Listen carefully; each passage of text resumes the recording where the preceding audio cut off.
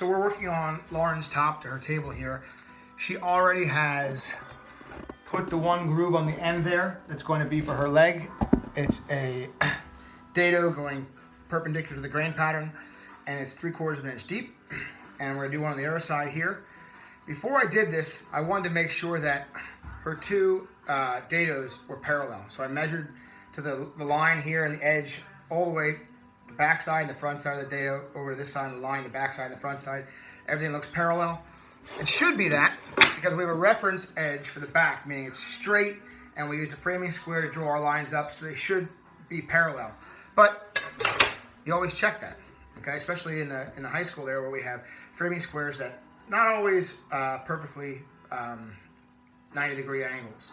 So I'm gonna make my cuts now with the router. It's set for 3/4 inch deep, that's deepest pattern.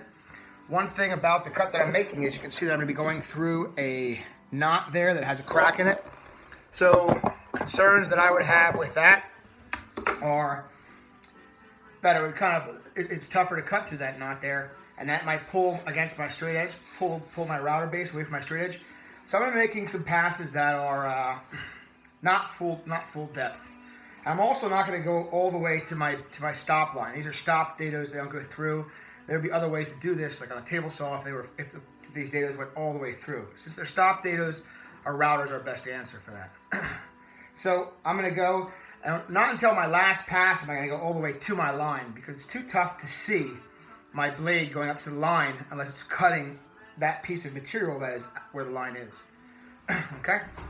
So I'm going to make a few passes here. I have the same router that we've been using in school.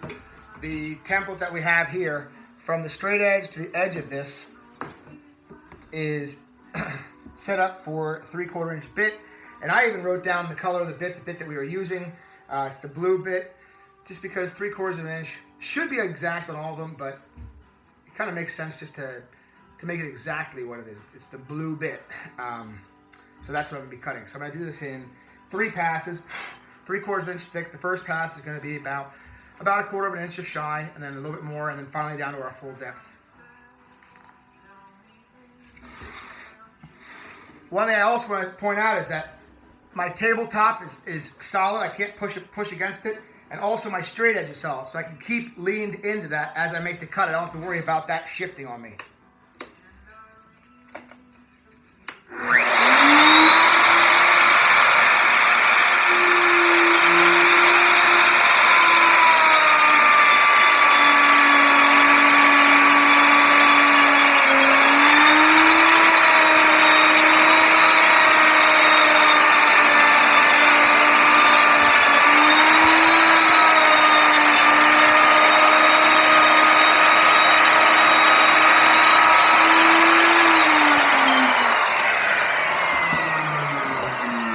So my first pass, I didn't go all the way up to the line there. I'll do that in successive passes as I go along here.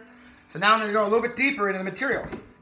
I have this other board on the outside here as a balance piece. This piece is for balance. This is my straight edge.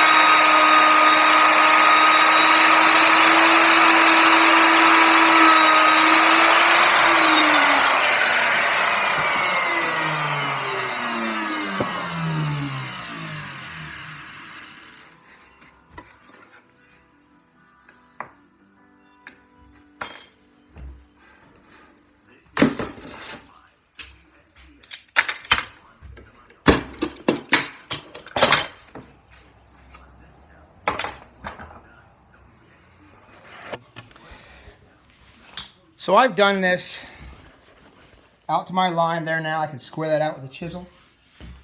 Okay. Notice what I have this on though. I have this on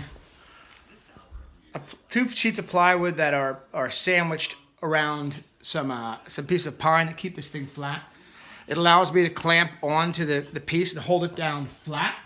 If there's any irregularity with your board, if it's curved at all or warped at all, this method is going to lay this thing flat so that your depth of cut is going to be even all the way through. The board that she's putting in here is as wide as the pencil lines that you see here. So that's a wide board, and it's going to have little shoulders. So the shoulders look like they're about 1/4 to 3/8, probably about 5/16 wide, those shoulders there. And the board's going to slip into that. So now what I want to show you is how we're going to chisel out our corners there to make them square on the ends. So, put this so you can see it. I'm going to flip around the other side here. And then give ourselves a little bit of a, bring it down here, and then bring it just like so. Okay? So that way you're going to be able to see what my chisel is doing here. So in another video that I sent out to the Woods 3 kids, I talked about how to get a nice sharp chisel.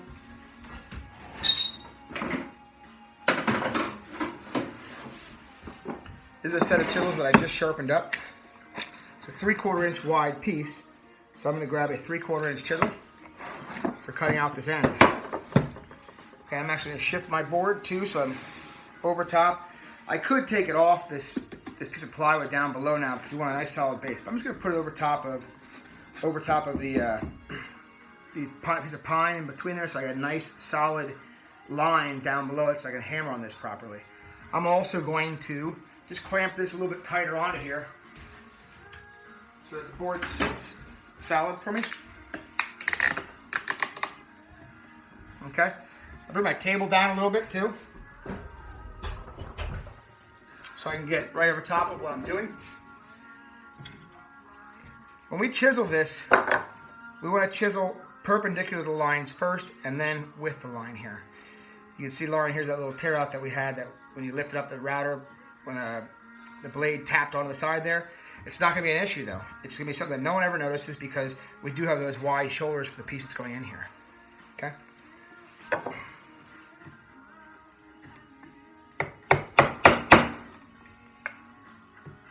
So I'm holding my blade up to the edge there and following that line.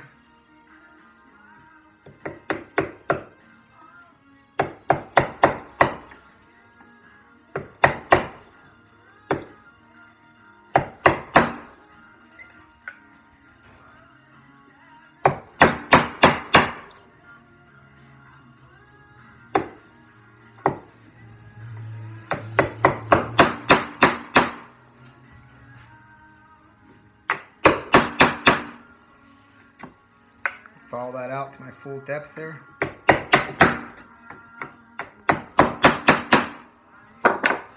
And the last thing I do once I have those to full depth is I'm just going to pare off the remainder there, which should be pretty straightforward at this point.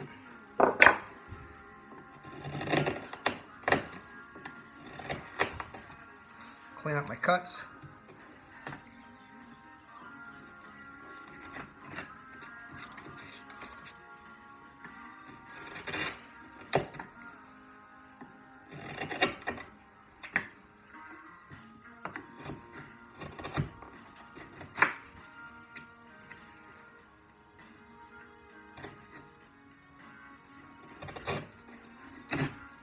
Okay, that side's done.